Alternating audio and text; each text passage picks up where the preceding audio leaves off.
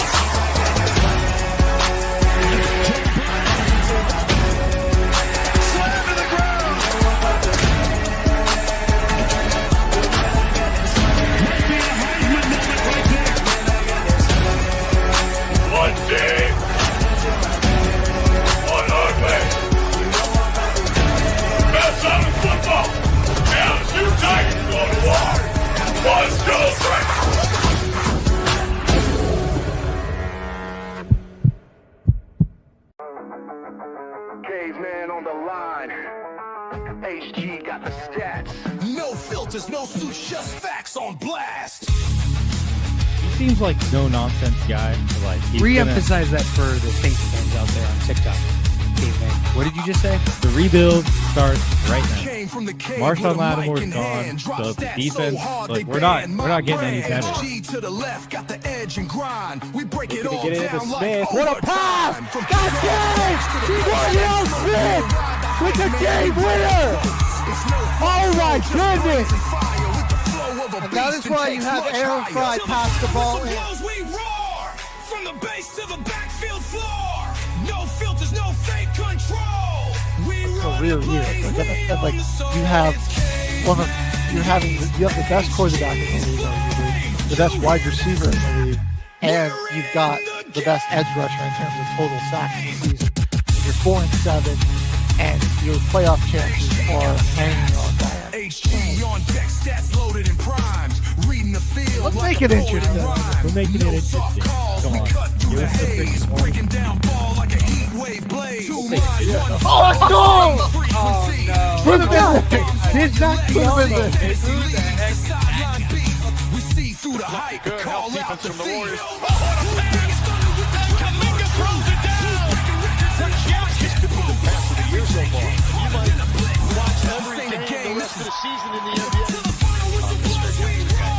So don't you go saying that you're never going to see that. You're such a hater.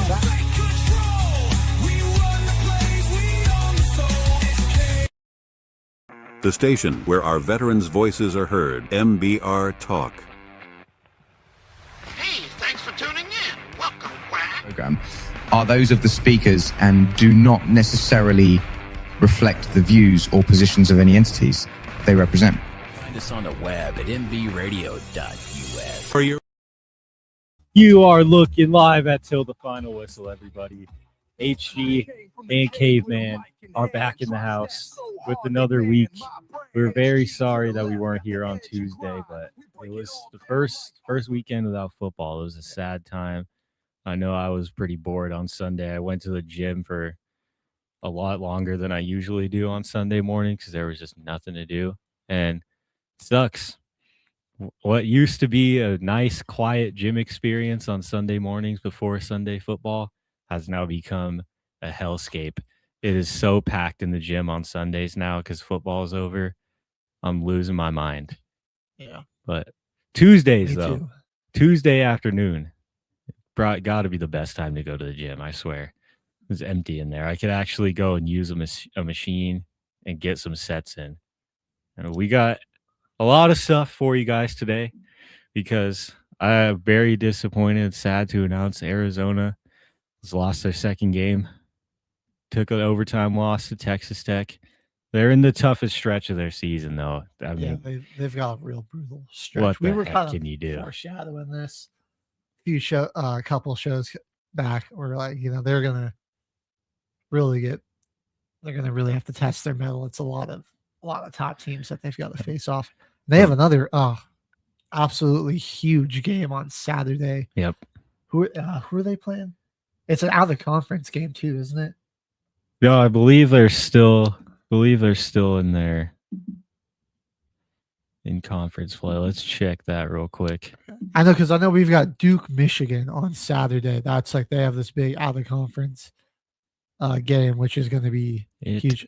Okay, no, they're just playing Houston, so that is an in conference game, but that's still a massive matchup there. So they're playing BYU tonight, and then 3 days going to Houston to play that team.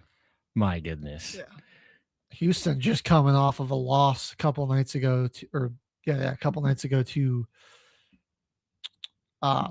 Iowa State. That was a fantastic game. That felt like a Final Four matchup. It's been a special, it really did. Special college basketball season. Not like we got spoiled with an incredible NFL season, and we're having one of the best college basketball seasons in recent memories. Like every week, you've got like at least 2 or 3 games that feel like they're a Final Four or an Elite Eight matchup. It's like wow, these are just like great games. So 2 incredibly talented teams. And it comes down to the wire. So it could really be anyone's game. It really feels like it's anyone's year though. Oh yeah. There's not really one team that has stood out for really all that long. I mean, Arizona winning 22 straight, 23 straight actually, and then breaking a school record.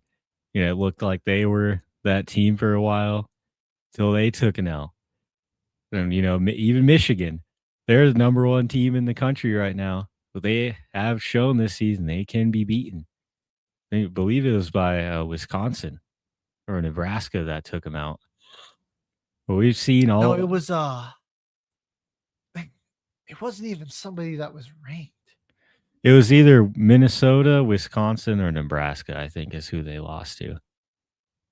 I think it was a red team. I think it was Wisconsin.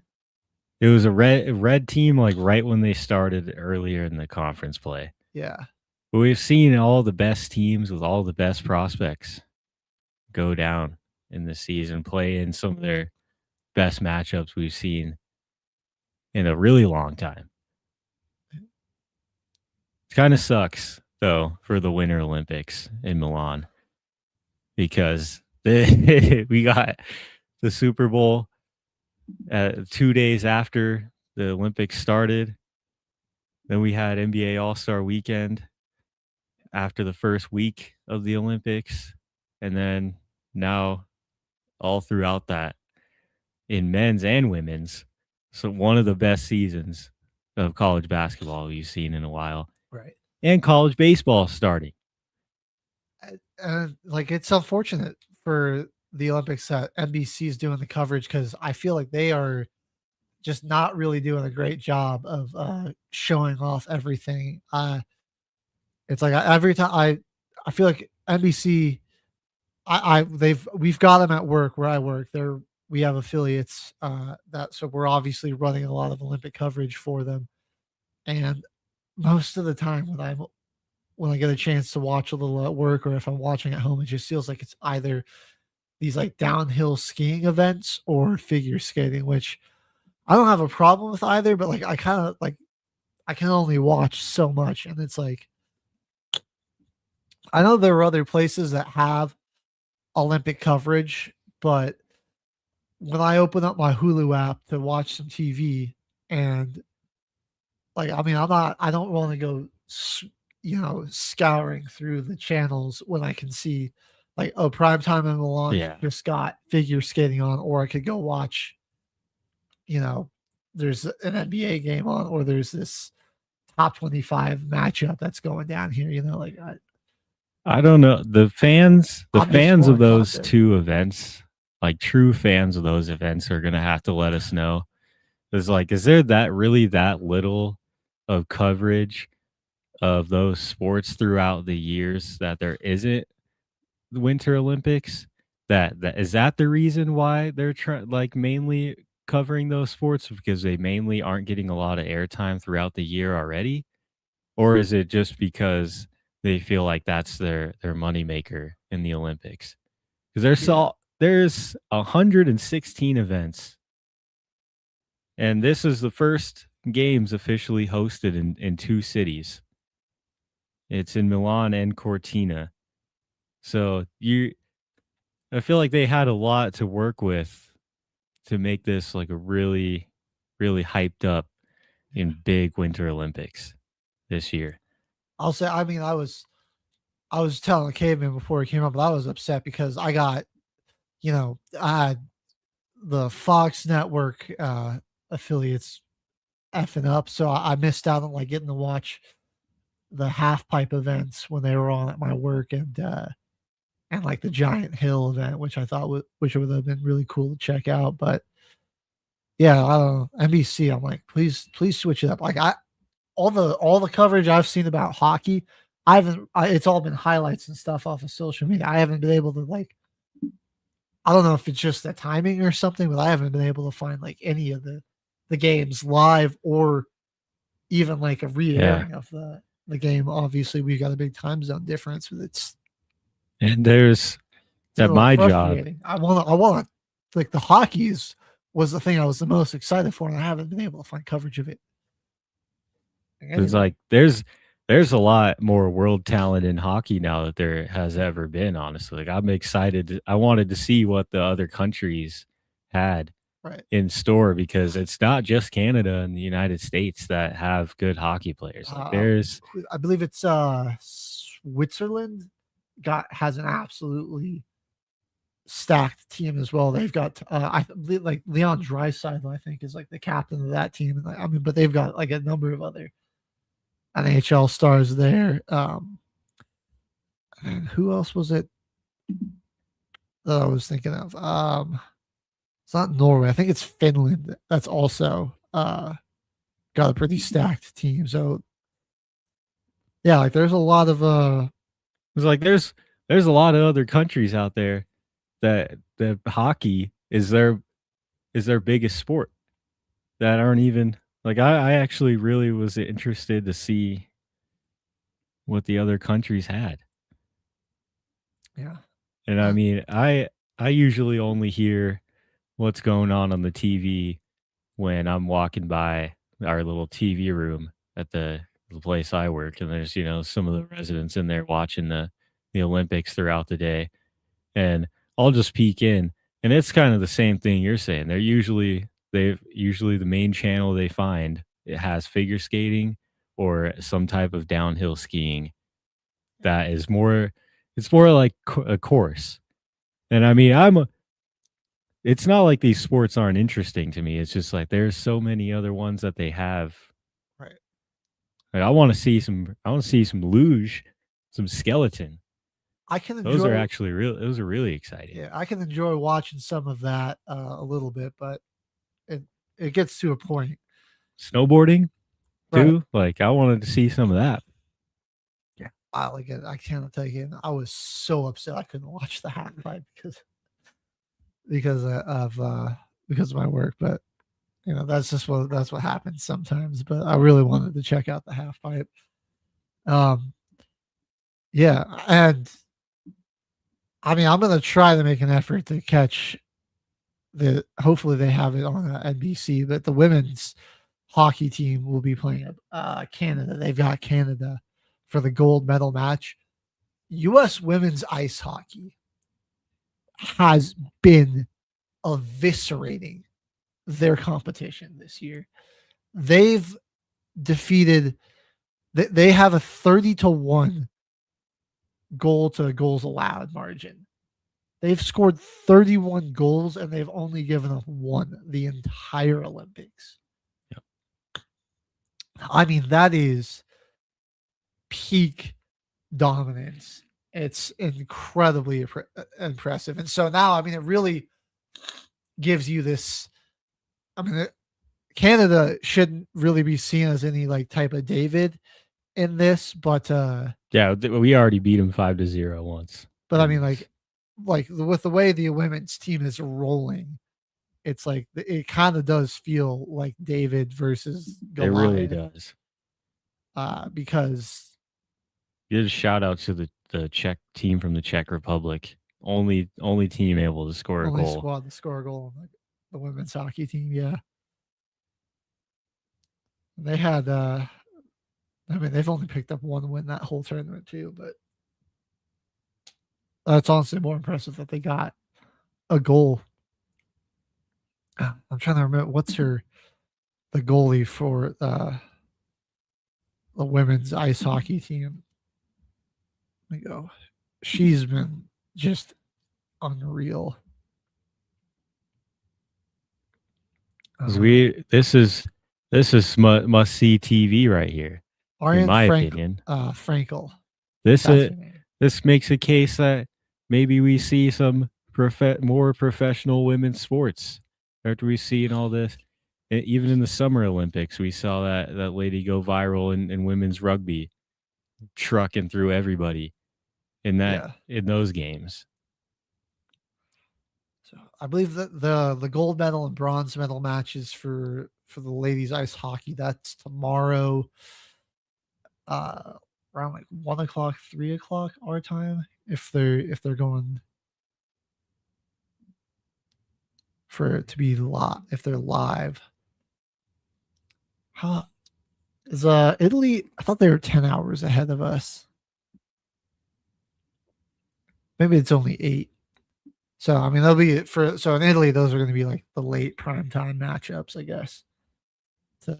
Before everyone goes to sleep over there, but for us it'll be in the afternoon. Though that'll be a good game to go and catch. Yeah. I need to see if I can watch that. Should we take a look at some of these? Got a list of unbreakable Olympic records in history we can take a look at. Oh, well, if you want to catch them live, here we go. The bronze medal match is at 6:40 a.m. and the gold medal match is at 11:10 a.m. Okay. But then they'll probably re-air them later that night on NBC or somewhere. The NBC should be re-airing these games for the prime time. The prime time in Milan. But there you go. So if you're trying to catch those ice hockey championship matchups, there they are. And if anyone is interested in our medal count as well, Norway leads right now, 15 gold, 8 silver, 9 bronze. They've got 32. Italy coming up in second place, 25 total medals, and the United States with 24 in third. So we've got the most silver medals out of anybody. Norway leads in all gold medals, and Italy got the most bronze, is what I'm seeing, right? And most bronze and a good amount of golds to go with it as well, 9 of them. And then if you're looking for the athletes that have the most medals, it's Norwegian Johannes Hasflot Kalbo, I think is how you say that. I probably butchered that. I apologize. But he's got 5 gold medals to lead all athletes in terms of total golds and all total medals. If I'm guessing, he's probably a skier. Another Norwegian skier, who kind of made some headlines, not for winning medals, but for confessing that he cheated on his wife. He's one of the medal leaders too. That's awesome. Sturlaholm Legrid. He's got 2 silvers and 2 bronze. And keep in mind that confession came after he won a bronze medal. In the match. How are you gonna do that? And then this is Switzerland. Franjo von Almen's got 3 gold medals. Him and French athlete Quentin Filon Mallet, each with 3 gold medals to round out the top, to round out that 3rd spot there in terms of total golds. They got a couple of other athletes that have 3 medals but not 3 golds. But Frida Karlsson of Sweden and Anna Odin-Ström of Norway both have 2 golds and a silver medal as well. So, obviously not Michael Phelps level dominance, but I feel like it's harder to have a lot of different events that you can compete in Winter Olympics. So, to just have like 4 or 5 is honestly really impressive that you're able to do that.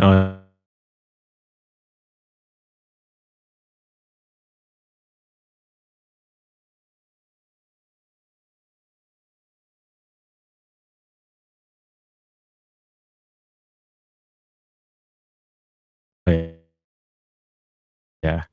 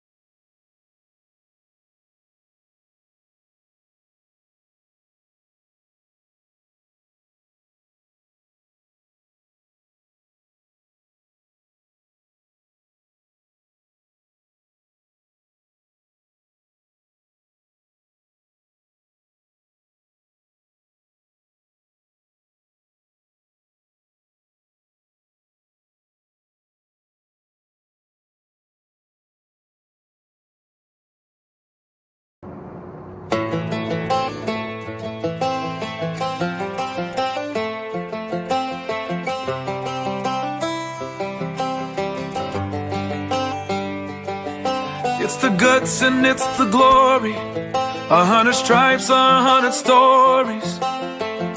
It's the Pledge of Allegiance on the 4th of July. It's them handwritten letters from home. It's them sleepless nights alone. It's his newborn baby he left with his wife. Mr. Red, White, and Blue, lay down, here's a line. Mr. Red, White, and Blue, for these stars and stripes. Hey.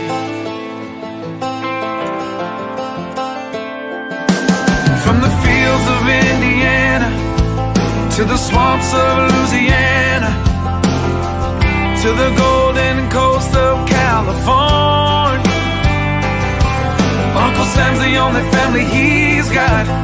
His purple heartbeat won't stop, and his 18th birthday was the day he was born. Mr. Red, White, and Blue, lay down, here's the line. Mr. Red, White, and Blue, for these stars and stripes. Mr. Red, White,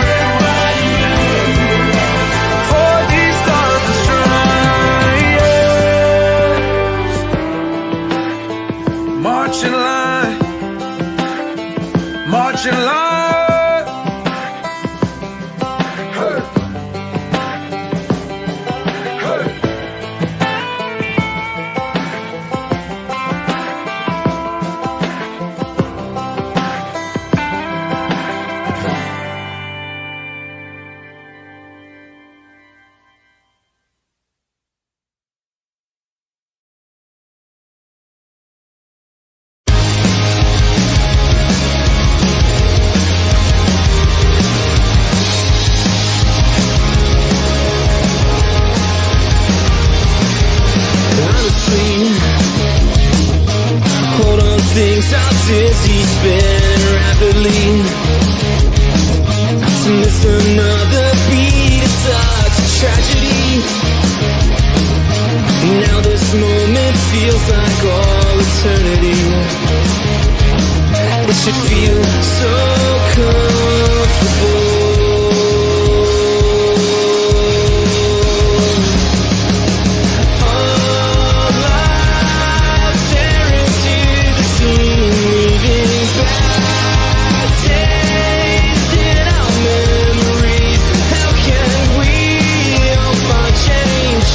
It's all in the secrets of the open hearts club.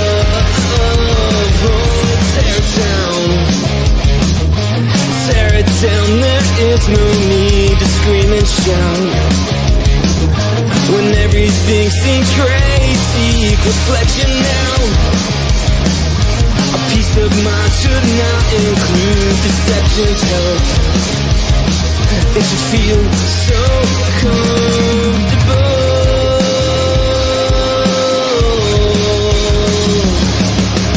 All eyes stare into the scene, leaving bad taste in our memories. How can we all find change? It's all in the secrets of the open hearts club.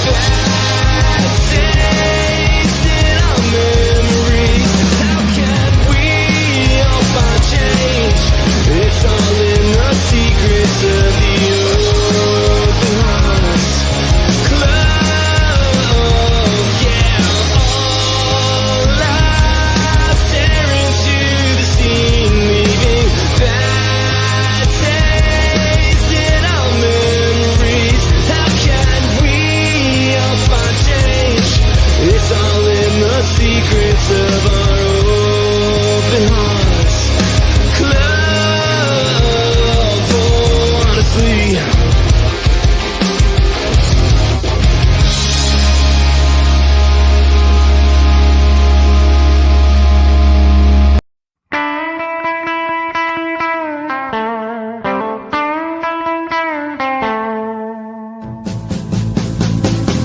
been a little crazy, and I haven't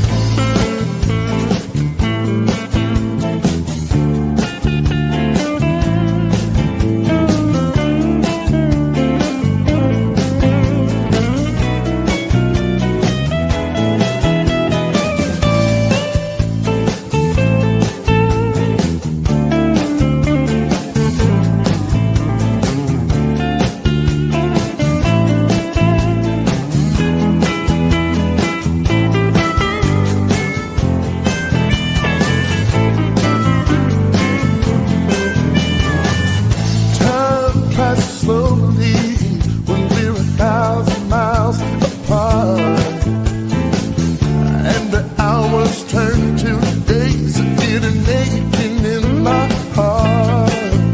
In my mind, I see a memory, and I'm spinning. I'll be home tomorrow.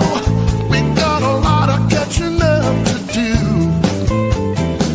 I wanna see your pretty face and draw my arms around you. Hold you tight all through the night and do some spinning. Got me spinning around and round. I'm beating on the world in and round, and I'm spinning. I'm spinning. I'm spinning. I'm spinning.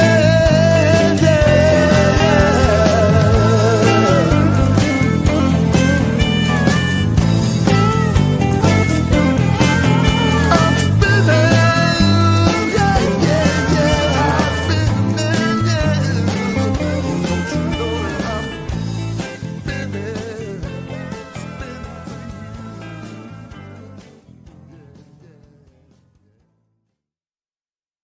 The station where our veterans' voices are heard. MBR Talk. Hey, thanks for supporting our channel by watching and listening. Find us on the web at nbradio.us. All right, everybody. We are back. Welcome to Till the Final Whistle, everybody. We just finished up some Olympic coverage before. It was perfect timing. We were just about to move on to something else when the camera and the computer glitched out on us. But we're back. We got everything sorted out. Drop in the comments.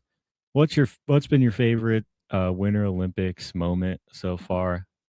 Was it the man winning a bronze medal in his event and admitting that he cheated on his girlfriend? I mean, that's kind of been the most viral part of this Olympics, other than there was the quad that guy's god backflips. the guy that hit the quad pirouette, whatever it was. Yeah, there've been some cool moments, but I'm sorry, I still think the summer clears.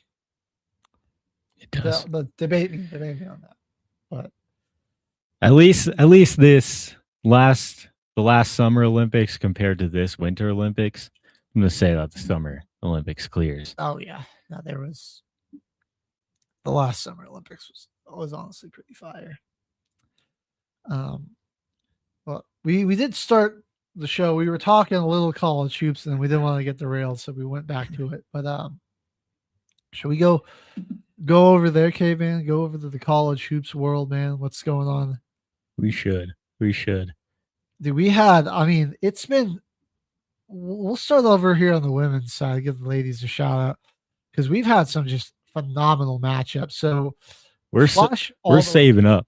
Yeah, flash all the way back to Thursday. First of all, we were talking about Texas has to take on Vanderbilt, and the Commodores, man, the Longhorns come into their house and they delivered a statement. Texas only beaten by 16. Dang. The most points Texas scored in a quarter was 22. So it was some smothering defense and some big time shot making. Blake had 34. Yeah, they held Madison Booker to just 20 points and 8 rebounds. She did also have 3 steals, so she got some work done on the defensive end. But yeah, I mean, it was a smothering effort out of here, the Commodores, and I think they were just really able to go. I mean, they weren't even really going to their bench too much. Only 2 girls really got any minutes off of the bench compared to Texas. Kind of had to go. They went into the rotation into their bench, yeah. But they just had, Texas wasn't sure what lineup to put out there to counter this. They did an excellent job of taking away the 3-point shot for the Longhorns. 3 of 15 in this game. Wow. And 30 of 78. So, I mean, yeah, they took way less shots than Texas as well. I mean, it was just a lot better shot selection out of them, and just better overall defense. So a bit of a statement win here from Vanderbilt. That was a big time victory. It's a big time win, man. Blake's just solidifying her name there in that player of the year conversation. Another person who I think can as well. And I think their win over Baylor on Thursday was honestly a statement that they're kind of forced to be reckoned with in the Big 12. Olivia Miles, dude. 40 points and 6 rebounds on the road on a pretty long road trip they've been on. They were in Colorado on the Super Bowl, and then moving on here to another huge matchup, took down then the number 12 ranked Baylor Bears. Yeah, that was a vintage performance out of Olivia Miles. One of the most dominant scorers. Yeah, I mean, dude, she shredded Baylor's perimeter defense. 10 of 20 from the 3-point line. She hit 10 threes. She's one of the best 3-level scorers. That's hard to do in a professional game, to hit 10 threes, and you have extra time to do that. And she did that in a 40-minute game. 8 less minutes, and she hit 10 threes, 2 steals, blocked a shot, 6 rebounds, 3 assists. Was just overall an absolute menace against Baylor. They had no answers for her. Yeah, TCU climbing up in the rankings after this one, and a sneaky good team. Watch out for them, dude, because she's just elite scorer, man. All 3 levels of the court, she just finds her spot. I mean, if you hit 10 threes, that's how you get a 40 piece right there. Yeah. Friday was a bit of a slow day for them. Not a ton of big top 25 matchups. What do you mean? Princeton got upset by Columbia. Yeah. What are you talking about? Number 24 team, Ivy League matchup. Perry Page with a double-double, 25 and 10 boards. Game of the weekend right there. That is a huge upset. They got killed. I mean, if you were looking at just all the games that were going on, let's see anything. Harvard, Yale, how they matched up. Leading scorer for Yale had 32. Harvard, Kay White, she had 35. I think it's Kendra. So, there was some intrigue there. But we go back down to Saturday, and LSU taking on South Carolina on their home court, and the Gamecocks go in there and pull off a big road victory. They improved to 25-2.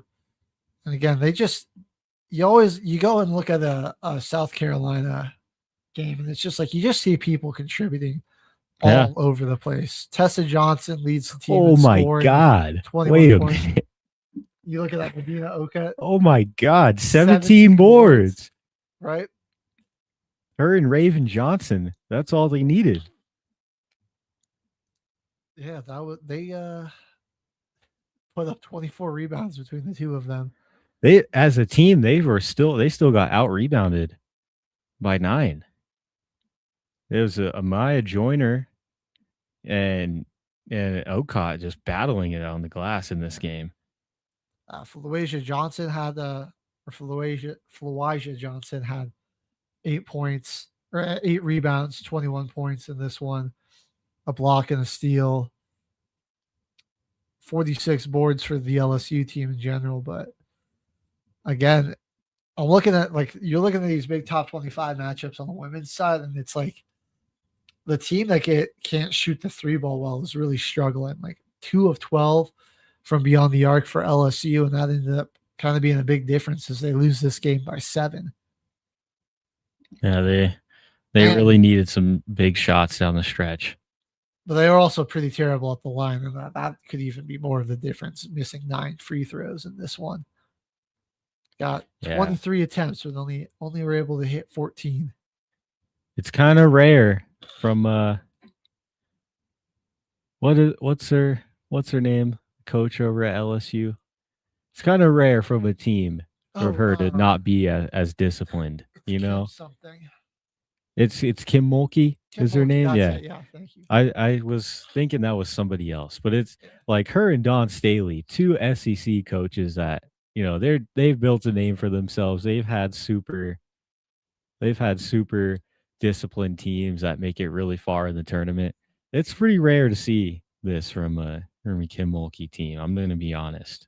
They've been really good all season though, but just that alone, their 3-point shooting and their free throw percentage in this game might hurt them come in the tournament. We might see LSU get upset pretty early. Who knows?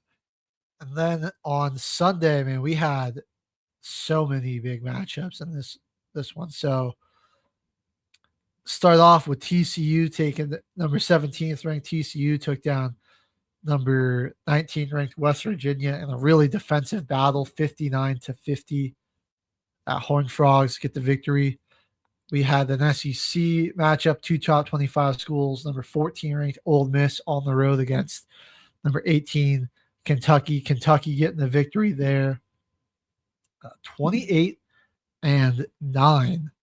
from Clara Strack of the Wildcats. And again, Ole Miss 3 of 15 from deep. It's making a big difference in these games. Just being able to hit, 3 or 4 more threes is really can really give you a big advantage. It's those top teams right now are the elite shooting teams that are really going out there at a high clip, or the ones with the dominant big down there that is really just, if you got a low post player like Lauren Betts and Blake's and Madison Booker and Sarah Strong, you got yourself a solid team. But these other squads, man, they might be undersized, but they can hit 3 or 4 more threes than you, and they're right in the game.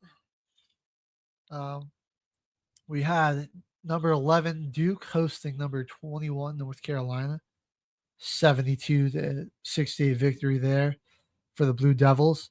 Number 10 Oklahoma was on the road to face their conference opponent Alabama, who was ranked 23rd in the country at the time. They got a 79-71 victory. And one of my favorite names in women's Reagan Beers. Right now, Reagan Beers, 21-9, 3 assists and a steal in this one. He's also top candidate player of the year right now. She's been having herself a season. And speaking of Oklahoma, their softball team is back in action recently, and they kicked off their season. Everybody go check it out. They won a game 34-0. And Regan Beers, Littleton, Colorado. Okay, now I need that. I need the number 15 Beers jersey ASAP. Having a good season though. Averaging 16, 10, and 2 on 62% shooting. So pretty highly efficient. Some Colorado girls making a name for themselves in college hoops. I like that. We got Lauren and Sienna Betts, now Reagan Beers. We're finding out from Littleton. That's dope. Vanderbilt was fresh off of a big victory against Texas. Then they got upset on the road by Georgia, 76-74.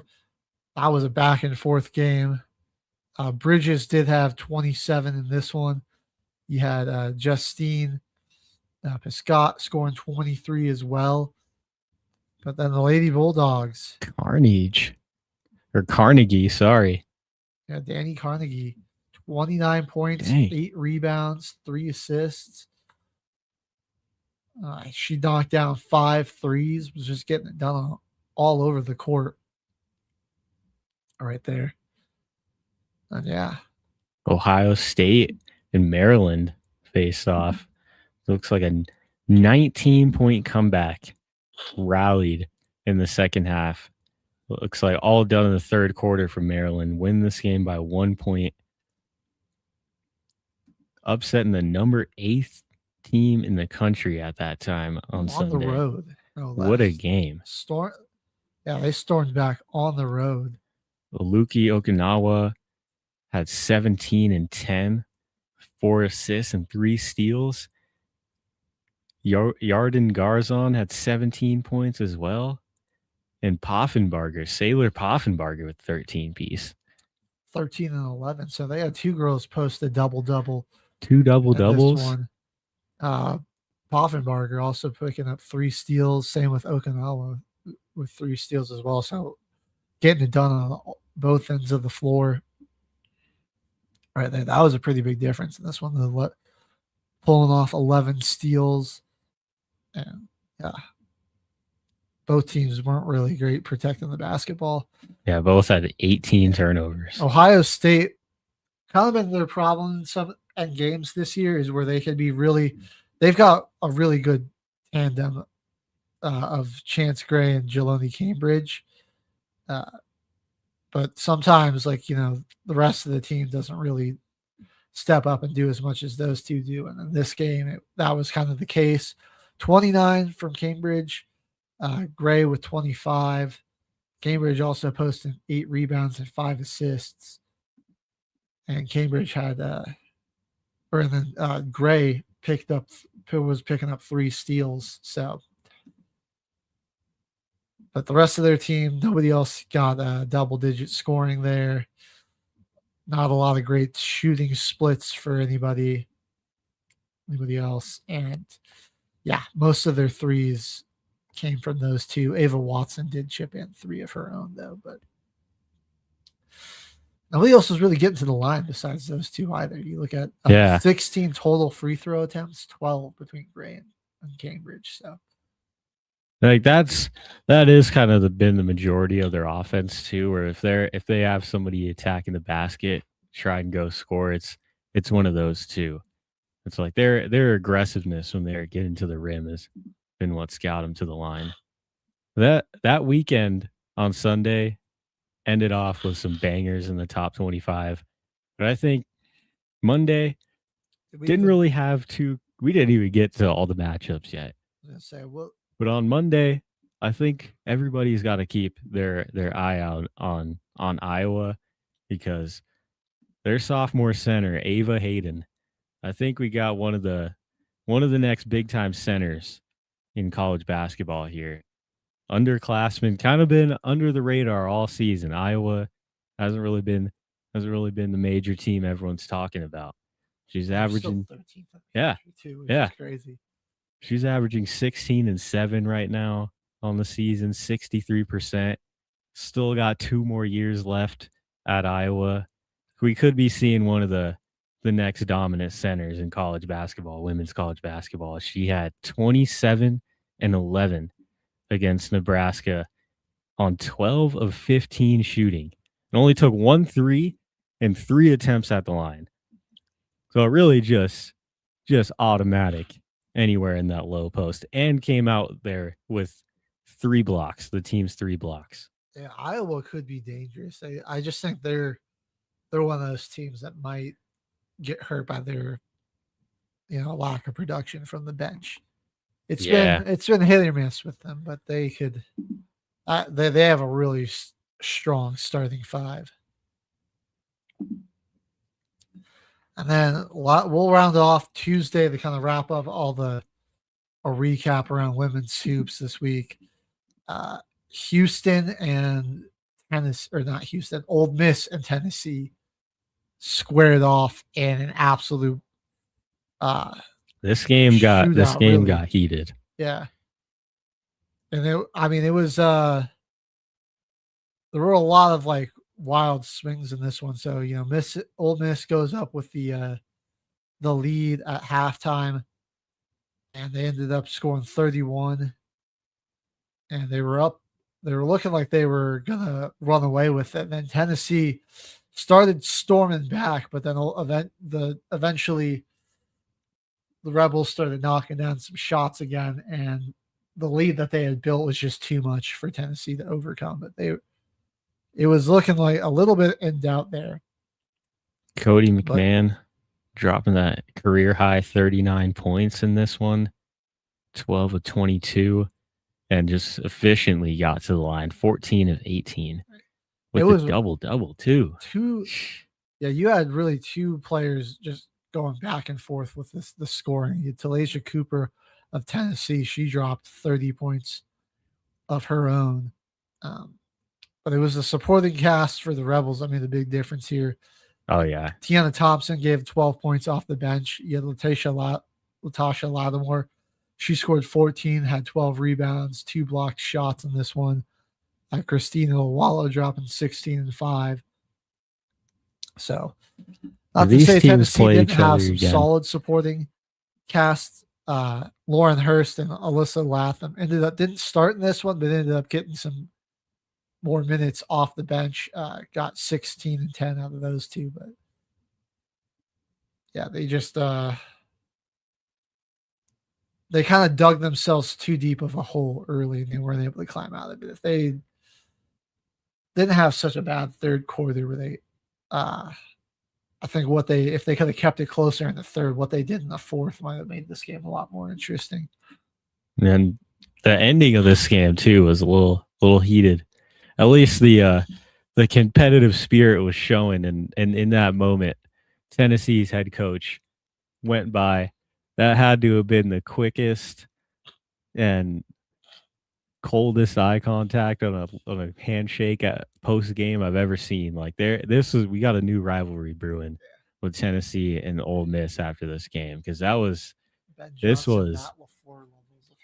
yeah, that was nice. And I mean, Ole Miss got a chance to really come out.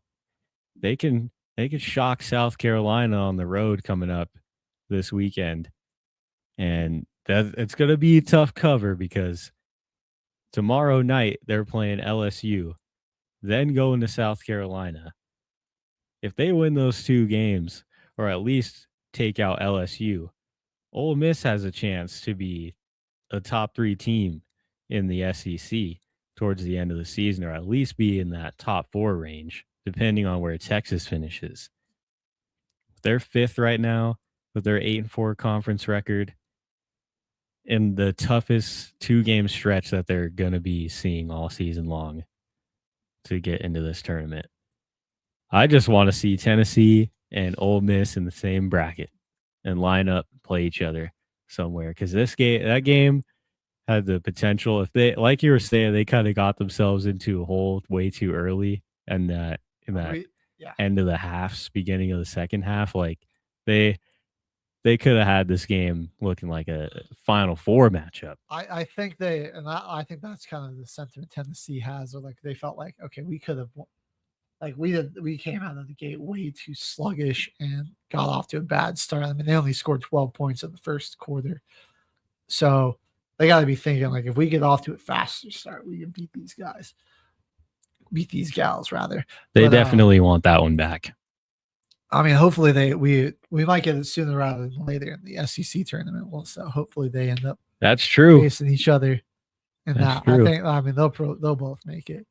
Looking over here at the top 25, you've got UConn just still 27-0, right? Away. Is anybody going to beat them? I mean, really, who do they play for the rest of the year? We were just talking about this last week, so they've already won 2 of those other matchups by a lot.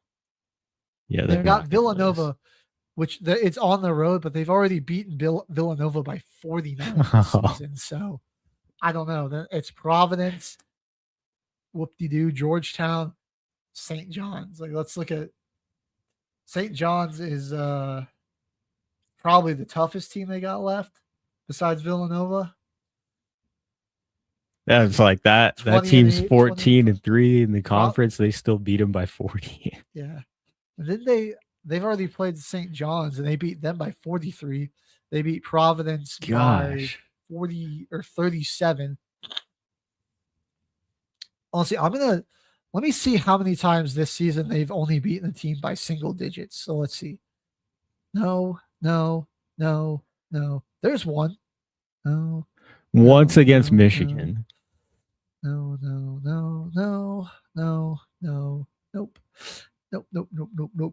Dude, this is So they've beaten the This team is by an single insanely digits dominant once. team. It's unreal. I mean, it's not like they've just had like a cakewalk schedule. I mean, Michigan is the number 6 team in the country currently. They've beaten Louisville, they've beaten USC, they beat Tennessee as well. Michigan is the only team that's been able to keep a game within single digits against UConn. Like, as much I'll just say, like, enjoy the first few rounds of the women's tournament. Once we get to the elite, like the final 4, then it's just going to be watching UConn. Yeah, you're just going to be watching UConn clean up shop. I don't think I can, in good faith, unless I see something drastic change with this team, I don't think I can, in good faith, pick anybody else but the women's Huskies team to win the win it all this year. Gino's done it again. Put together a championship roster. I mean, it's the reason why he's been their coach since the freaking like the 80s. Dude, he was coaching that team back when they had freaking Diana Taurasi. This dude just time and time again. They have Azzy Fudd, who she's projected to be like the number 1 overall pick, isn't she? Yeah, top 3. She's projected to be top and 3. She's not even the best player on the team. No, that's like what? No. You look down through the roster, like KK Arnold, Ike Brady, Azzy Fudd, Sarah Strong. And look, Sarah Strong is human. She's no longer leading the top team in the country in every major statistical category. As a sophomore. Yeah, KK Arnold's is now averaging more assists per game by her by 0.3, but still. I like what Strong is doing is just insanely impressive. And that's not to take away anything else from these other girls. Like, that is why they're beating every team by like 20 plus every game. I mean, like, oh yeah. And like next season, we really could be seeing her, like, her assist number might even go up to like 6 or 7. I think we might be seeing her just about give you nearly a triple double every night. I mean, like, look at some of these scores. Like, against a good, like, Ohio State's still got a really good basketball team, 100-68. Utah, they beat 93-41. They beat Xavier 104-39. They beat USC 79-51. Iowa, they beat Iowa 90-64. Butler 94-47. They beat Villanova. They beat 99-50. They beat Creighton 95-54. These are just ridiculous margins of victory. Tennessee, they beat 96-66. They beat Xavier again 97-39. Yeah, I don't really think you can pick any other team. There's no. It doesn't look like anyone can beat them. Creighton, they beat 94-44. It's just been like that was her second game against Creighton, but it's just been like generational beatdown after generational beatdown, game after game. It's unreal. I mean, like, we'll go back to the top 25 here for a second, because like I think like there's maybe 2 teams, maybe 3, that I think could potentially beat them. Maybe South Carolina. South Carolina, potentially. UCLA's got a really good roster. They're 25-1. I think they've got the size to match up inside with UConn. And Texas. Yeah, Texas. I'll actually see Texas in there. This one's a bit of a sleeper, but I was going to say LSU. Just because of they've got a great coach. They've got a lot of experience in there. So it's like, when it, like in a championship setting, like they could come up with it. But even then, like, Texas and LSU are kind of like the sleeper picks. Really, the only two are the two teams behind them, which are UCLA and South Carolina. Yeah. I was like talking about that, how they've beaten Ohio State, they beat Michigan. Like currently, right now, those teams where they rank in the top 25, Michigan at 6, Ohio State at 10. You know, Vanderbilt has some pretty good size as well, but they got to play as good defensively as they did against Texas for me to feel like they got a chance to take out UConn. But that could be a team. They've got some size. That's just like what. It's like we've already seen what they did to Ohio State. Problem, man. We've already seen what they did to Iowa. We've already seen what they did to Tennessee. They're just absolutely dominated every team.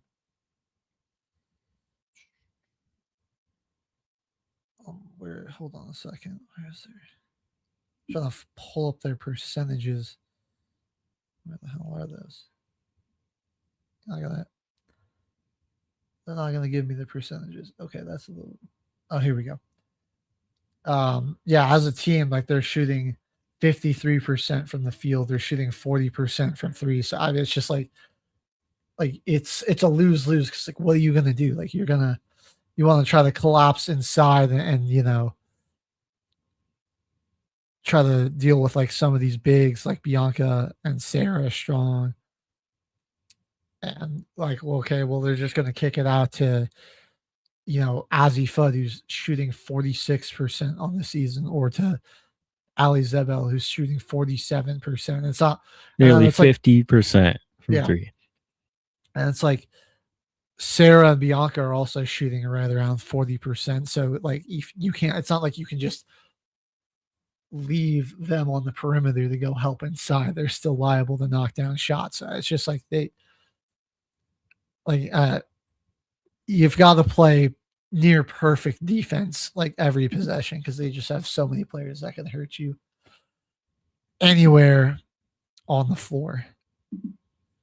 And kick it over to UCLA, who I think's got the best chance, just because like Lauren's just so unstoppable inside. A team they're shooting right around on par with them, 38% from three, 51% from the field. They've got a knockdown shooter in Gianna Nepkins, who's shooting 45%. Gabriela Jaquez shoots 42. Kiki Rice shoots 41. Kiki's and Jaquez are actually also shooting. Oh, that's their free throw percentage. If they get to the line, like they're not 89, 88, 93. And then their whole starting. Who's that girl there with 100% from the free throw line? Yeah. She probably hasn't taken that many this year, but still she played majority of the games. They're a really good team. I think like UCLA is really well coached, because they like all of these ladies they got in their starting lineup are really talented, but you don't like have your whole starting five shooting 52.5% or 50% or better, rather. Well, you know what? Kiki's 50.9. I'm gonna call that 51. So you don't have them all shooting 51 or better from the field if they're not coached really well into taking into good shot selection. Like they get good open looks, but they all have ladies really capable of knocking down tough shots as well. So like, hey guys, I would love to say that maybe there's a little bit of an underdog story, and I mean there still could be.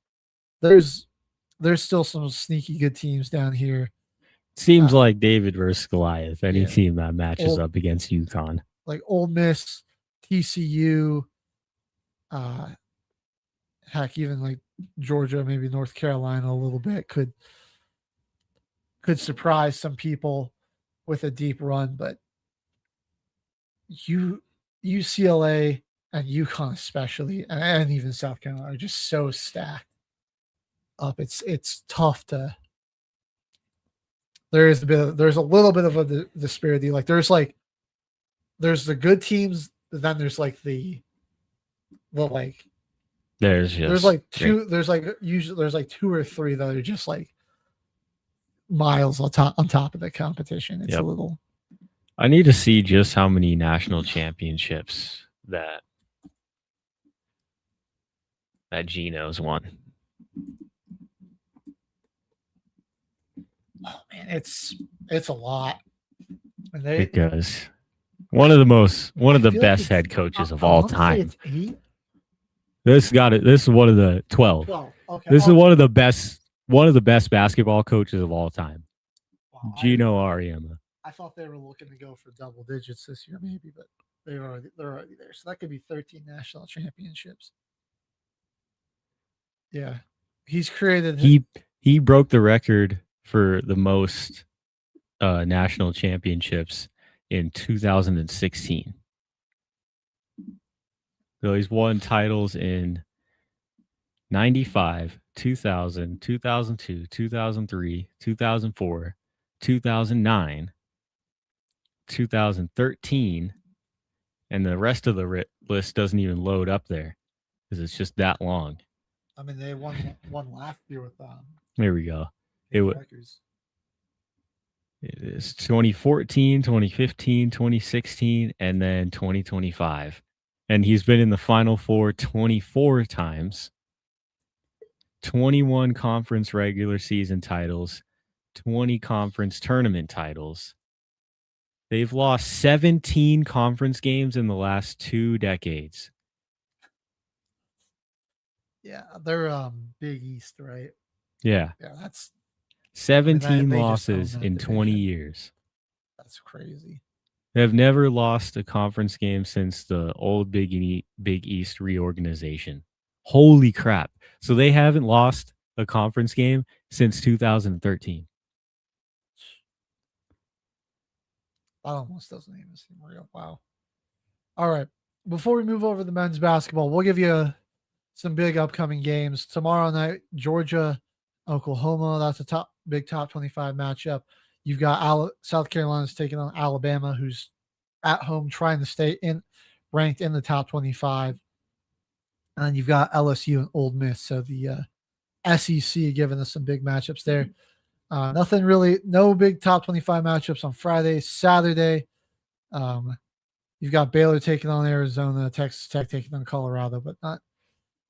So taking on some unranked schools there.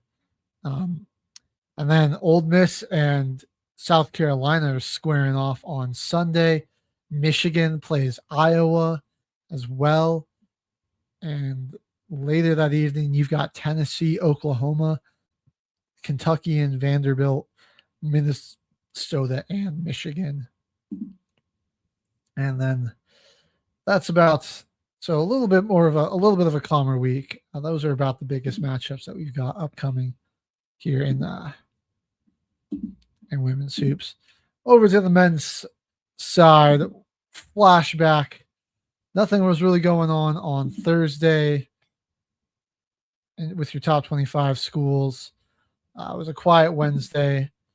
Kicked off on the weekend is really the weekends where it got crazy. So Friday we saw Michigan get absolutely belted. Michigan State rather get absolutely belted by Wisconsin in Madison. Man, that was a surprising beatdown from the Badgers. Nick Boyd dropping 29. John Blackwell with the 24 points as well. Those guys combined for 9 threes in this one. And yeah, the Badgers getting to the line 23 times. Did a good job of shutting down most of the starters for Michigan. Jackson Kolar was pretty cold. Jeremy Fields was pretty inefficient. 3 of 12. I mean, he scored 14, but he got to the line 7 times. Did have 12 assists in this one. Jordan Scott scored 11, but he shot 4 of 13. They just ended up the shot selection, Michigan felt rushed, and Michigan State rather felt rushed and sped up this entire game. So the Badgers, man, they seemed like they kind of got rattled on the road a bit too. Like that home crowd was. We gotta see. Okay, they are after that win. They are in the top 25 now. Wisconsin. I think that's where they should be. We're seeing. I didn't really think this was gonna happen, but BYU slowly falling in the rankings. They're just as of recently, man. They're free falling pretty much, man. It's down to 23rd. It's been Arizona, tough going. Kansas, really exposed how to beat that team. Colorado took them to overtime. And yeah, that's a team that virtually has no offense at all. Yeah, they had 86 how you points. let Colorado score 86 points on you? Got multiple guys scoring 20 plus. They needed a hero-like performance from Robert Wright, who, like Diabonsa, man, like he just you cut off those lanes to the basket, dude. He did all right. Had 8 assists, and this one did pick up 13 rebounds. He can't shoot the three. He's just not able to create very well for his jump shots. And then like 8 assists, but 7 turnovers. So it's like, I mean, you can get him to give the ball away. He can create. I feel like he just has his go-to moves that he doesn't ever shy away from. Right. You know, if he has the chance to do a low pickup into a drive, then he's going to take it. Right. If he has a chance to use his speed and get by you and just go left, he's gonna explode by you. It just doesn't seem like he's very comfortable with his jump shot. Yeah. I feel like the only time I feel like he is comfortable with his jump shot is when he gets right to that spot, kind of right where the restricted area is. Is the only time you really ever see him go up and take that close shot. I mean, it's like obviously like teams are going to see that. Like if that's really the only place you're comfortable jump shooting, like we're gonna. All you have to it's do. Just too easy to take that away. Yeah. All you really have to do is show help towards that lane. I will say the BYU's defense in this one, Richie Saunders got hurt and then only played 1 minute. He had left the game really early, so that probably would have made a difference. Looks like whatever it was, he's better now. So hopefully they get him back. But Robert Wright absolutely went off. 39 points. He was 12 of 16, hit 4 threes, knocked down 11 of his 13 free throws, 4 assists, 5 rebounds. Was able to really carry the load for him. But that was just one of the things going on Saturday. We had a lot of other big matchups to discuss. Let's start with the Wildcats taking their second loss of the season to the Texas Tech Red Raiders, man. At home, JT Toppin leads the boys in there, drops 31 and 13. Dang. That was a tough overtime loss, man. Yeah. I mean, this one, a lot of the Arizona fans that I talked to about that Kansas game were really not a fan of how the game was officiated. But this one, I mean, this was just a clean game. Both teams were getting after it. And it was just a physical, it felt like a March Madness basketball game.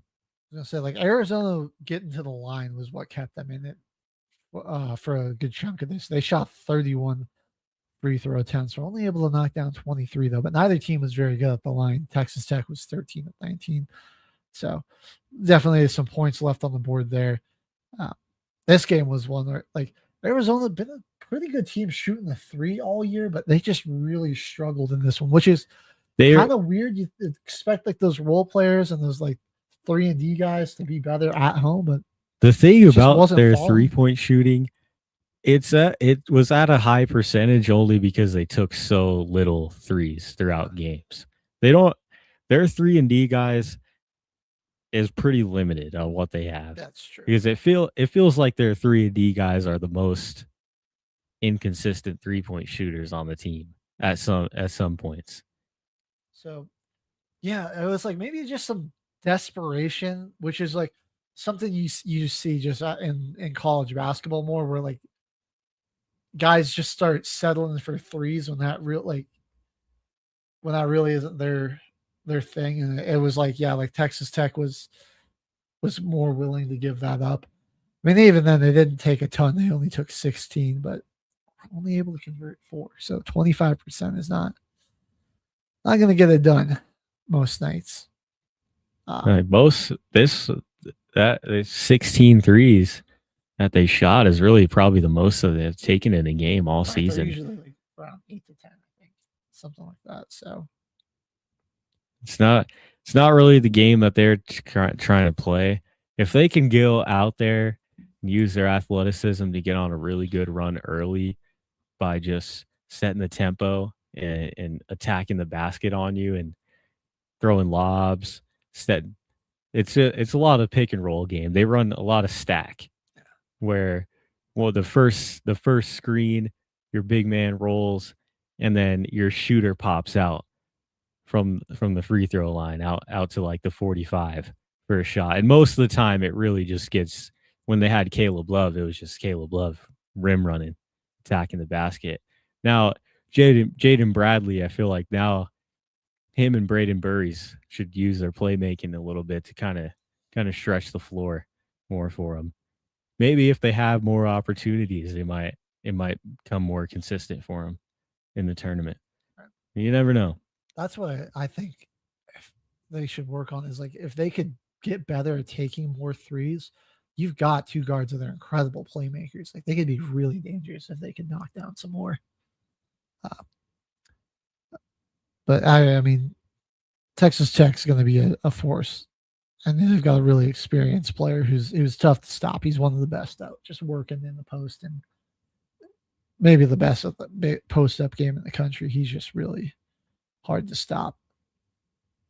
Florida, another big game on Saturday. Florida knocking Kentucky out of the top 25 with a 92-83 victory. And then Duke taking down number 20 Clemson, 67-57. Bit more of a defensive matchup in this one. Boozer continuing his really impressive season, 18, 8, and 4, 2 steals and a block shot.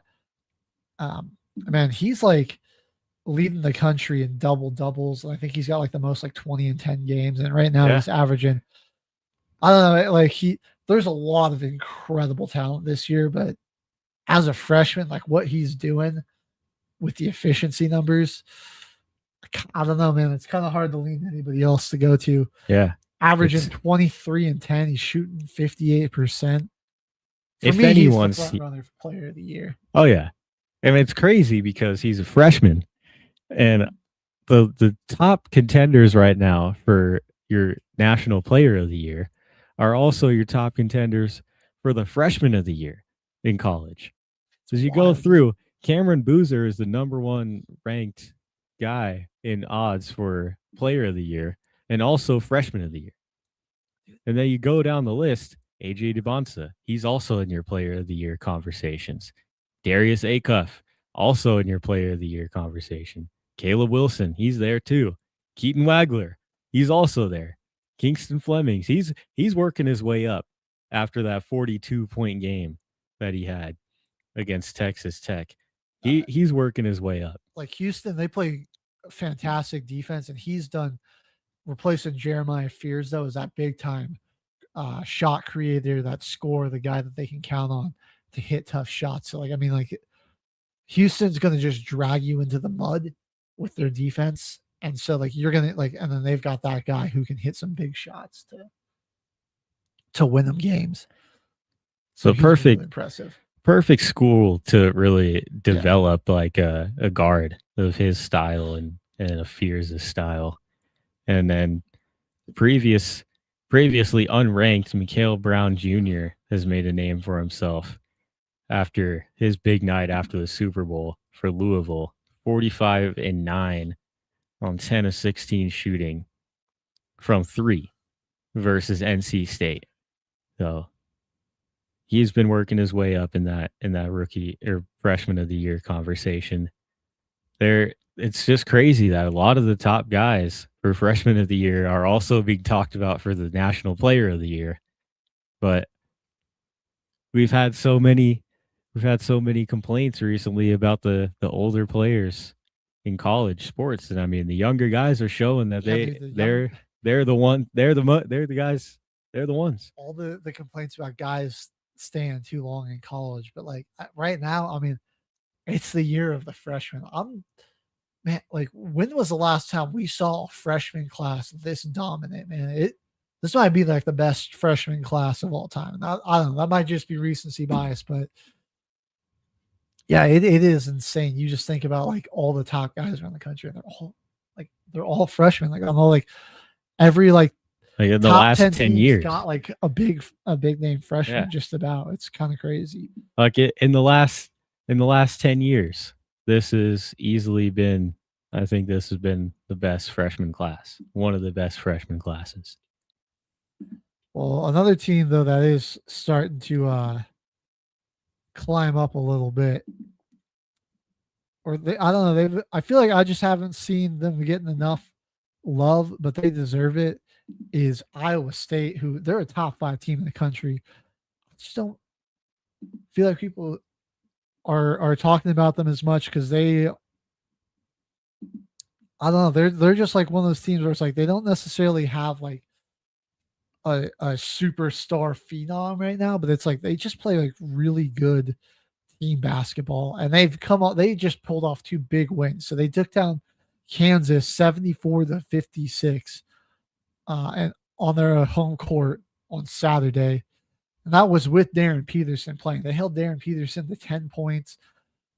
Another team, like they're really like what's Houston. They're really like them, like just in the terms like they can really drag you down. Like they play very tough physical defense.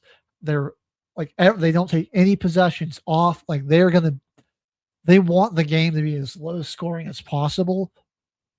They want to frustrate you. And then they've got, I believe they've got one of the top 3-point shooters in the country. I think he might actually be leading the country. But he's one of the top guys. Monchalovic, the boy is shooting 51% from 3. He's an absolute sniper out there, man. And I mean, that's really their guy that they're giving it to get buckets, because he's really strong, like mid-post scorer as well. He's got really crafty footwork, and he's, for being 6'8", he really faces up on a lot of the bigs in the Big 12, and he can get up and score on them. I mean, he's got the strength to post up against the bigs and stretch the floor. And I mean, they've got like Lipsy, their senior guard. He's just a hustle guy out there, man. He like not the best shooter, but like he's always like making those like kind of, sometimes it's those invisible plays where he like forces a turnover that doesn't like get recorded as a steal. But I mean, he still picks up a decent amount of steals. He had 3 in this game against them.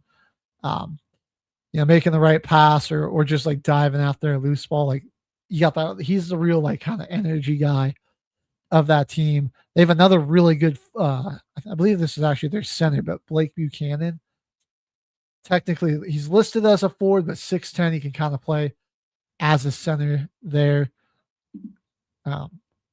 It's just a really, like, everyone on that starting 5 is really good. They do their job really well. Took down Kansas on Saturday, and then Monday they took down Houston. Both of those, I'll say, I'll concede that those were both home games, but 2 impressive back-to-back victories. This Houston game I got to watch this game in its entirety, which I was stoked about, man. Iowa State's got it. They're slept on. Crowd gets fired up, bro. I mean, like from the first tip, it was like they would explode at any big moment. It was a great atmosphere to watch. And then like this was 2 defensive powerhouses, you could tell, just going at it in the second half, because like, what do you mean 27-27 is your second half score? So being up by 3 at the end of the first half went a huge way in Iowa State winning this game. I mean, this was so back and forth, man. Like first, Houston was up 5-2. Then the Cyclones went on to an 11-0 run. And then Houston at one point had was up like 33-21. And then Iowa State came and closed the gap again. Or it might have been 33-24, but like they closed the gap again, and then they ended up like getting the lead at halftime. This felt like a Final Four matchup. Oh yeah, they were back and forth. I mean, you're taking out the best team in your conference record wise at this point in Houston, and it's not even, it's a team effort. Like you were saying, like hustle offensive rebounds from Taman Lipsey and Nate Heese with the go ahead 3-pointer that pretty much sealed this one. Dude, late. Like it's not just one guy every game. Yeah, Heese was a dog off the bench. And like I would say, they really only go about like 3 deep into their bench, but that's about all they need, man. Like that's what they've been doing all year. This was a defensive clinic though. I mean, 70-67. A couple of guys with some, decently high point totals, I guess. Like Fleming scored 22, Emmanuel Sharp had 16. Like Iowa State, like their top guy was Jefferson with 12 points, man. Like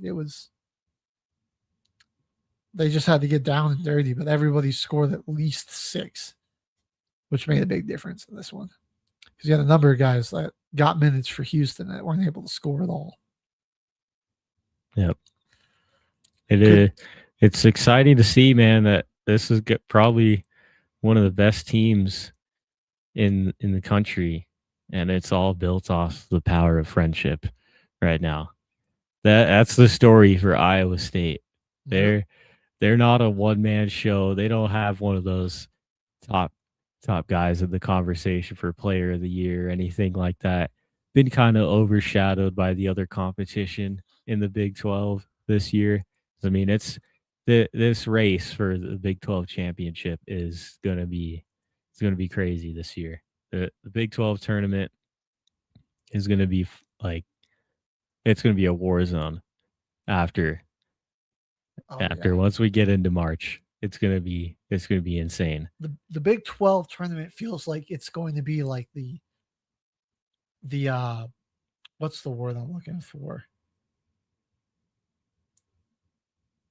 The opener for March Madness. Like this is gonna get you watch the Big 12 tournament, and that's gonna get you it's like the appetizer before the main course. Like that is gonna just get you fired up for March, because the Big 12 is like gonna just be absolutely insane.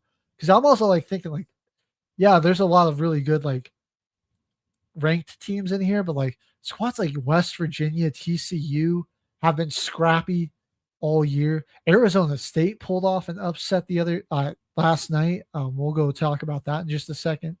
UCF's been a scrappy team, so I mean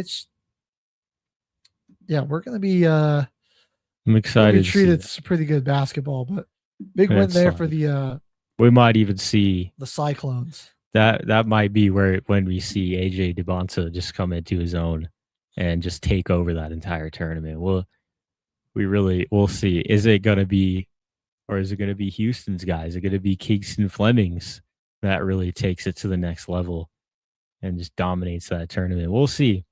Because I mean, a lot of freshmen in the Big 12 are making a name for themselves this season.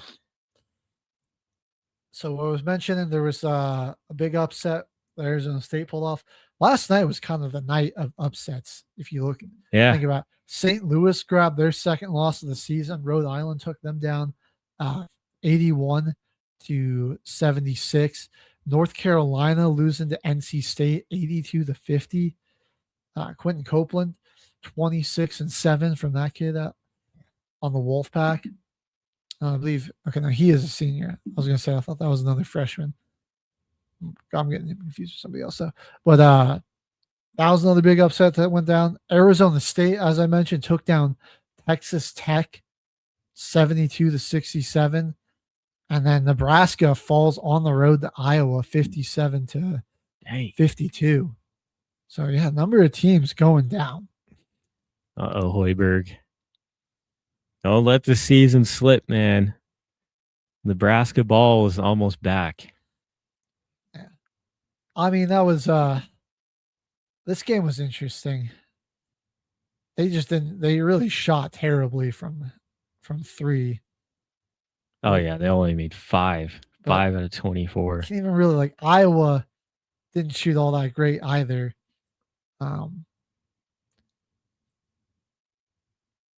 Yeah, they just I think they just failed to convert on some opportunities, like 9 steals in this one, 12 turnovers from the Hawkeyes. Then they had 12 turnovers of their own, and they had a tough time keeping Sturts contained. Like it was just they just kind of blew some opportunities, missed some shots that they shouldn't have. It was a bit of a sloppy game out of them. And then it was like one of those where it's like they kind of like they weren't able to neutralize the crowd early, and it just I think like the game started to get away from them a little bit early, and it was one of those things where it snowballed and they couldn't get it reeled back in, unfortunately for them.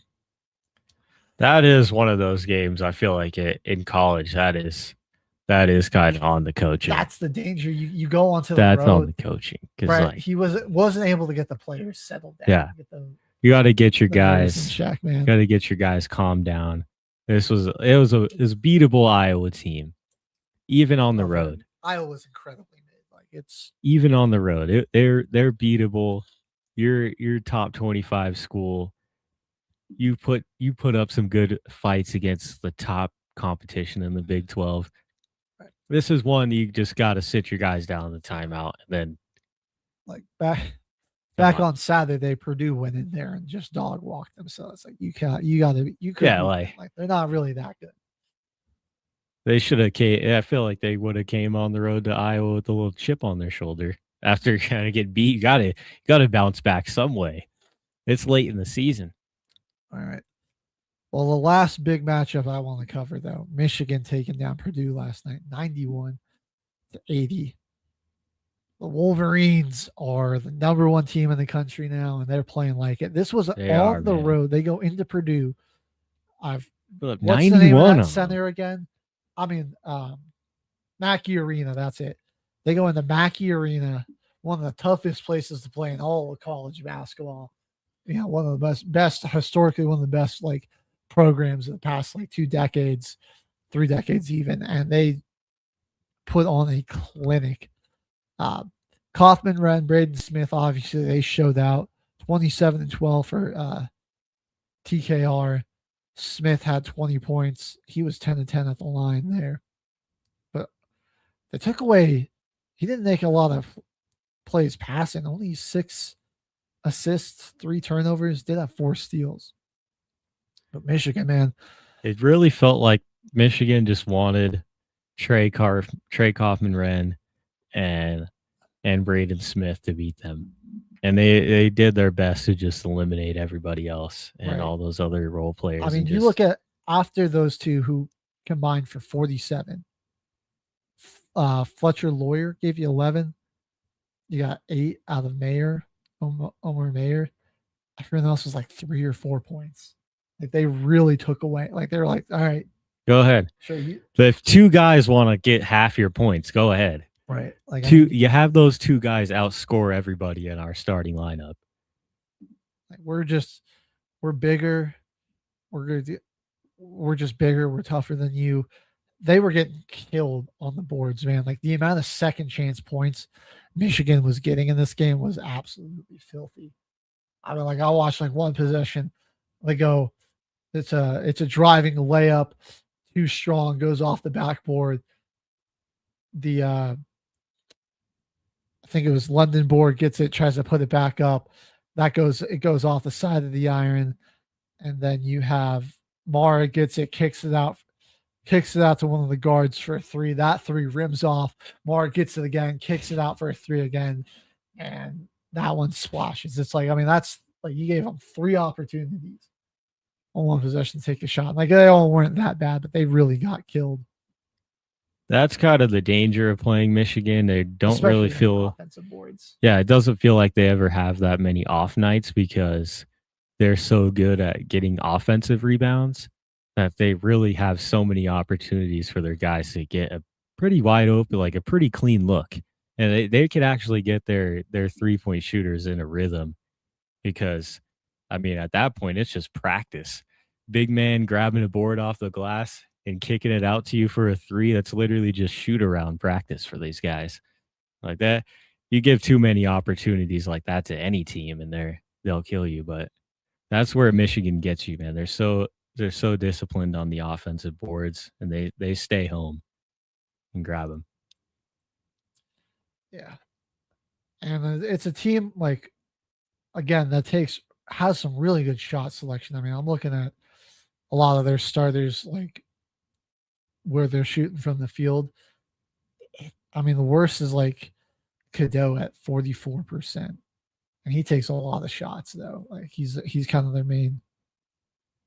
He's their point guard, so he's obviously gonna. And that's he's gonna take some tougher ones too. But I mean, like they're bigs, Mara, Johnson, Lindenborg. I mean, like 65, 67, 50%. Like that's way above average. Yeah. Like that him being at 43% is around like an NBA league average in some seasons. Uh-huh. Just around the league for shooting. So I mean, they're just above average shooting percentage with most of their players. At this point, like their biggest weakness is that's like I think they're above average, but I don't think that they stand out necessarily in playmaking. And then again, they're just kind of like an average 3-point shooting team. But they've got some pretty clutch shooters that can knock down like they knock down threes at some big moments. And like in this one, like they 13 to 23, they were 57% from the line in this game. Like they shoot like night. 36% on the year. And then it's just so hard to get a defensive rebound against these guys. Like or an O board for that matter.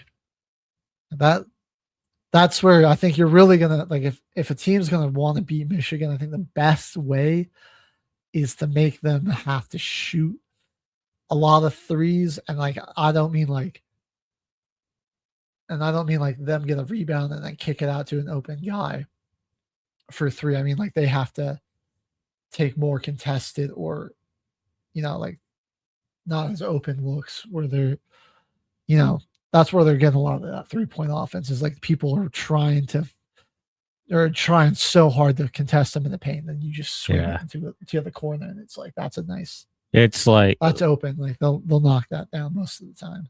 More slower paced teams too that want to get their offense set up on the other end. Like you can't, when a shot goes up, everybody has to stay back and just be glued to their man. So if that offensive rebound if they do grab the offensive rebound, like they're not going to be able to kick it out to an open shot. Like you just gotta, you're gonna need like your big slow the pace, battle one-on-one. Like you kind of have to. They're a deep team too. Their bigs are coming out fresh, and they're gonna just bully ball you if you. I feel like if you could speed them up, man, like maybe just try to play at a faster pace, just because and try to tire those guys out. But like you said, I mean, they got a deep bench too, so they can keep their guys fresh. It doesn't matter too much. But it's going to be interesting. We didn't even cover we didn't even really talk about like what Illinois did this week. Gonzaga's still out there, UConn. This tournament, it feels like it could really be And with anybody's game. the new Pac-12 starting up next year, we might even see some noise made from some other teams we never even hear from, man. You know, because Finally getting into a power conference, get a little we might see recognition. We might see the Pac-12 be revitalized with basketball because they're not really adding the greatest of football programs to it. But with Gonzaga going there, I feel like those teams are you got more of a reason to build up a top program now. You got a big time school in your conference now. And well, you know what? You want to be comp. And speaking of the Pac-12, I don't know if you guys heard, but North Dakota State is jumping. No way. From the FCS to the FBS, so they are the newest Pac-12 member. Kind of makes sense. I mean, they've been absolutely dominating, and like they had a little bit of a fall off in the 2020s, but they still won like 2 out of the 5 national championships, and then they won like 9 in a row or something, and they were like the past 25 years they've been the national champion like 16 times or something. Like, it's just a ridiculous number. So I mean, they've kind of peaked in that. Yeah, I think it's well deserved for them to get back in there. The natural step. I mean, they're like a Final Four contestant almost every year in the FCS playoffs. So that's pretty cool, though. They're moving up now. That'll be coming to the Pac-12. That'll be pretty sick. I'm really interested to see how they do. I mean, they're already like not out of the question of being a potential contender in the Pac-12 too, because it's like you've got. I feel like you will see Washington State at least make a bit of a. They're a little closer to being able to rebound and get back to being a competitive program. Boise's going to be good. Who else we got in there? CSU's kind of they've got a minute, but Fresno State could be a contender. Utah State's a better program than UNLV. Is UNLV staying in the Mountain West? UNLV is still in the Mountain West. Okay. San Diego State. Oh wait, or not? No. I'm sorry. North Dakota State's going to the Mountain West, not the Pac-12. Oh, my fault. Okay, they're going to they're replacing somebody in the Mountain West. So with all those teams there, I mean, you still have Utah State in the Mountain West. No, Utah State went to the Pac-12, I believe. But there's still, you've got UNLV, New Mexico's they've got a pretty good program. Let's see, Hawaii's got a good team. So, I mean, North Dakota State really has a chance to be contending for a Mountain West title year one, though. Yeah. So we'll see how that goes. But that's something to be pretty interested to see. And then Sacramento State is going to be joining the MAC. So I think they need to play Ball State every year, so we get a yearly Ball Sac matchup. Perfect. But no, in all seriousness, that's cool for them. I get another team in the MAC, replaces NIU, who went to join the Mountain West as well. Well, that's pretty good. I mean, conference realignment, that's kind of the only thing that has really been helping. There's more space for other teams to move up that kind of deserve it. Yeah. That's a good thing.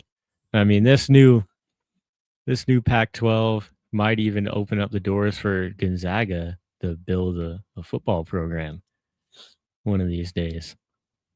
Yeah, I wouldn't count on it though. Why would they make a give up or do another sport when they're just so good at basketball? I mean, you're all right. You don't even have to work your way up to be in Division I. That's true. And you got a fresh roster and the transfer portal and NIL. I mean, I'm sure the basketball team wouldn't mind throwing some funds over to football for kind of, I don't know. You scratch my back, I scratch yours. You be good enough in this conference. I mean, you make a bowl game, you're getting paid out. That's true. Those out of conference games where you're playing top ranked teams. You win the Pac-12, you get an automatic playoff bid too. Yeah. And that's some money for your school right there and for your conference. So I mean, too bad of a ain't too bad of an idea for him, but I don't know. I doubt don't know that. the I doubt logistics of that would. But Yeah, I doubt that would even really happen though. Well, I mean, you never know. With all the former players and all the alumni that care about the school, that's where your main donations are coming from. I feel like they just wouldn't want to risk their basketball program, like taking any type of step back. So like we're moving to a conference where we might not dominate on everybody every single game. Right. We might actually have to like compete a little bit. We don't get to play San Francisco every year. Like, let's see who they've played when they started conference play. To their credit, they did have some more top 25 matchups. This has been their better schedule in recent history. That's what I would say. They kind of just got unlucky with Oregon having a big fall off this year. Same with like UCLA, but like they played, and even Kentucky.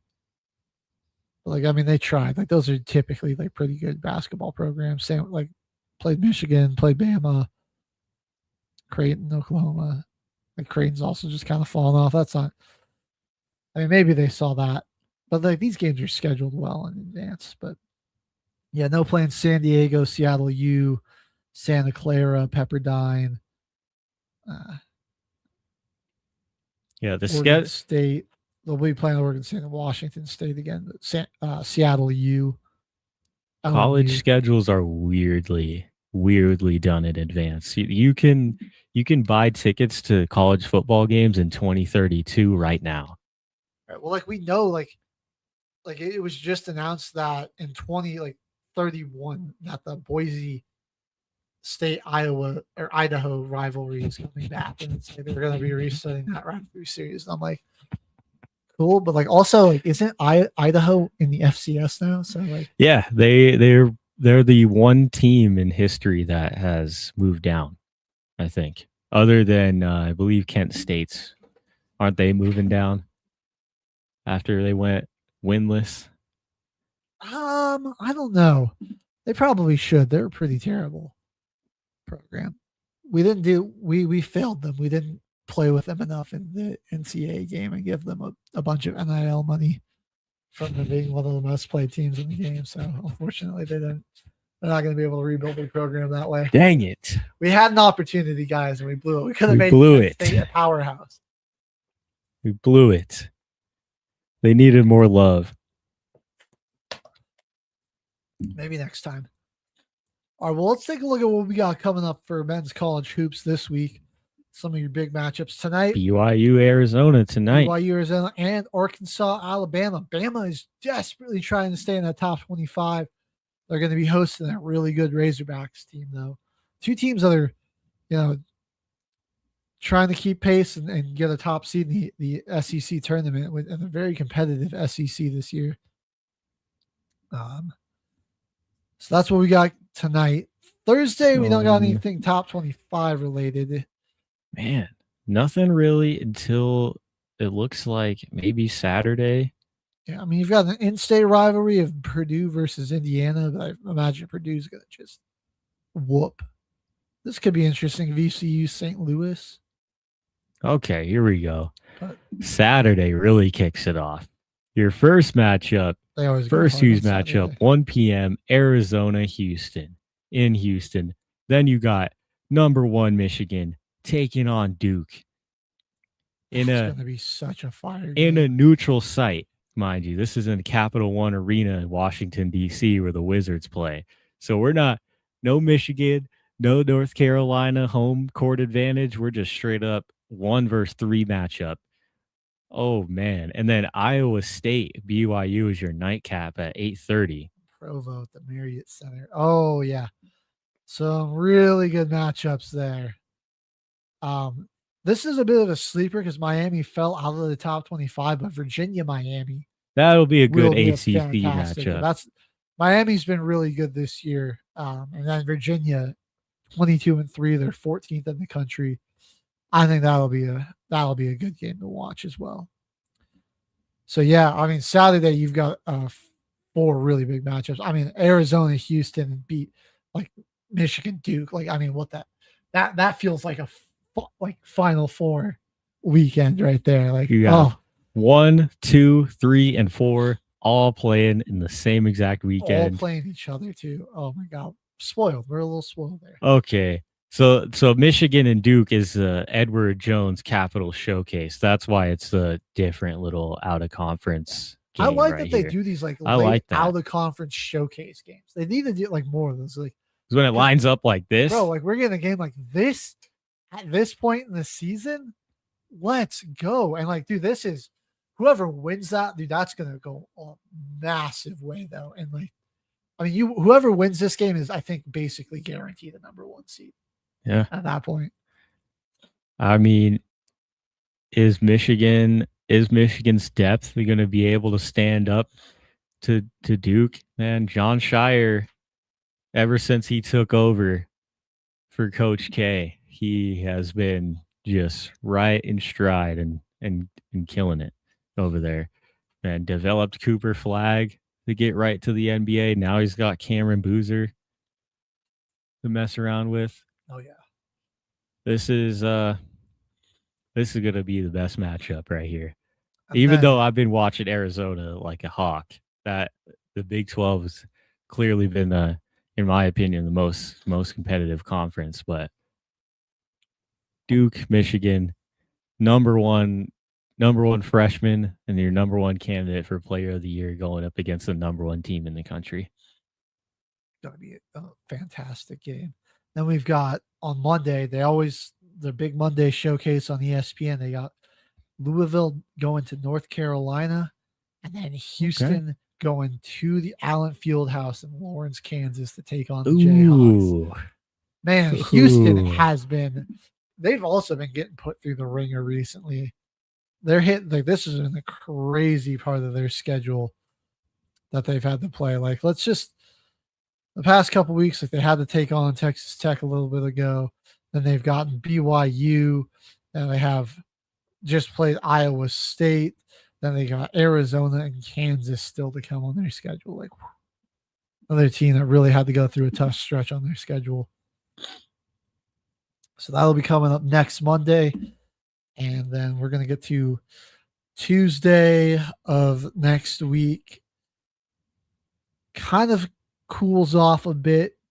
No really insane matchups. There's a good ACC battle between NC State and Virginia. Miami of Ohio will be looking to stay undefeated against Eastern Michigan on the road if they're still undefeated at that point. BYU's got we said, a pretty tough UCF team. That's where it sort of settles down a little bit. But Saturday, Monday, those are your two, and even tonight, actually, those are your 2 big games.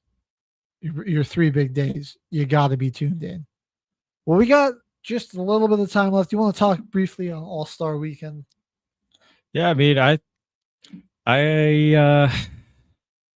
was pleasantly surprised with Damian Lillard's performance in the 3-point contest. That was actually he one of the looks like he's healing up nicely and been rehabbing that injury, and he'll probably come back and be pretty solid for Portland. Fresh off an Achilles tear, and he just goes out and wins the 3-point contest. What's that, 3 in a row now for him? Yeah, and he when he had 27 in the first round, I was like, all right, I'm happy with this. It wasn't as bad. He scored 31 to win it. Yeah, because Con Knipple, he opened up with 27, and then he had 30 on his first go around in round 2. I think right now Con should be a yearly invite too. He was lights out in that. That was a lot of fun to see. The dunk contest, though, man, every single one of those dudes needs to be boycotted except for freaking Carter Bryant. He's the only one that pulled off a creative dunk. It was Carter Bryant. That year, the reverse kind of like double pump. Yeah, over the head. That was the best one of the contest. That was the only perfect dunk, I believe, too. I thought Keyshawn Johnson, who ended up ultimately winning it, had some good ones too. I like it was more from the free throw line, and he did like the wind up where he wound it back and then brought it forward. That one was pretty good. He was at least consistent. I just think like we've just seen like everything. It's just so hard to like. Well, like what the heck happened to the props and stuff? Like you could redo a dunk, like a similar dunk that somebody's done before in the dunk contest. I think it would still look better than what they pulled off. Especially when all the people that like just post videos of themselves dunking on the internet were being more creative and pulling out stuff that we were like at least just showing a little bit of creativity with it. And like that's what shows your athletic ability in the dunk contest is being able to just think of something crazy to do before your dunk and just somehow pulling it off. Instead of like grabbing it out of a guy who's running down the baseline's hand, trying to do a windmill, trying to do like a 360 cradle windmill and smacking it into the side of the backboard. Dude, I thought what was the guy's name from the Magic? That was him that did that dunk. You're talking about the one where it looked like he like almost knocked himself out. Yeah, his head hit the floor. Yeah, that looked perilous. I thought the shooting challenge was interesting too. It was better than a skills challenge, like whatever they did there. That was cool. So that was a kind of a fun competition there. And then World and Stars versus Stripes was better. And there was at least like some guys came to play. Kawhi Leonard dropping 31 in that one game. He pretty much Stripes. took out the Avengers in that game, dude. That was crazy. Yeah, I can't believe the World did as bad as they did, man. That was wild. But yeah, Kawhi Leonard came to play. They were talking a little bit of trash. Yeah. Wemby setting the tone in the first game early. And then like the championship where Team Stars just blew the doors off of Team Stripes. That was a little shocking to see there, but 47 from them. It was really a better All-Star weekend than I had expected, though. I gotta say, honestly, I enjoyed this one a little bit more than previous weekends. I like this little tournament between like the World Stars and Stripes. I think that's good. And then there's a bit of national pride to play for, at least. So like some guys were still given some more. Then there was a WNBA little like kickoff event, I think, or it might have been their All-Star weekend that they had done last year, but it was like a one-on-one tournament that they did. And Sonia Citron beat Courtney Williams 11-0. Just skunked her and absolutely shocked. I mean, I didn't think Sonia Citron was really like elite little one-on-one scorer like that, but she just took out one of the better perimeter defenders, skunked her. NBA won't do that because there's too many egos that get in the way. But there would be legit fights at a 1v1 from the NBA. Better All-Star weekend. That's going to do it for our show today, though. Sorry, we kind of got carried away. We weren't able to get the team to them, but we'll bring that back next week for sure. There's more to cover when you don't have a 3-hour show the week before. All right, guys. Well, we got to get off the air, but thank you for watching another episode of Till the Final Whistle here on Military Broadcast Radio. We'll catch you all next week. Life is like a duck. Tough times don't last, but tough people do. Here at Military Broadcast Radio, we're teaming up with our friends at Die Tired, the veteran-friendly music band spreading strength, resilience, and mental health awareness one shirt at a time. And check this out. Their brand new shirts feature broadcast beaker right on the breast pocket. A reminder that you can weather the storm, and you're never alone. Shirts are only $25 and proceeds support giving veterans a voice. MBR's mission to teach veterans how to podcast and videocast. Because when our vets are talking, they're not overthinking. They're not second-guessing. Together, we stop the 22 stigma. Grab your shirt today at mbradio.us and hit the shop. Or go directly to toramerch.printavo.com/merch/dietiredband. That's toramerch.printavo.com/merch/dietiredband. Suit up, stand strong. Remember, we're unduckable together. You're built tougher than the storm. Ladies and gentlemen, thank you for tuning in to Military Broadcast Radio. As we wrap up today's show, we want to remind you that the podcast of today's episode will be available right after we go off the air. So if you missed any part of the show or want to listen again, be sure to check it out. And remember, we're here to support and honor our veterans. Your stories and experiences matter, and we are committed to giving you a platform to share them.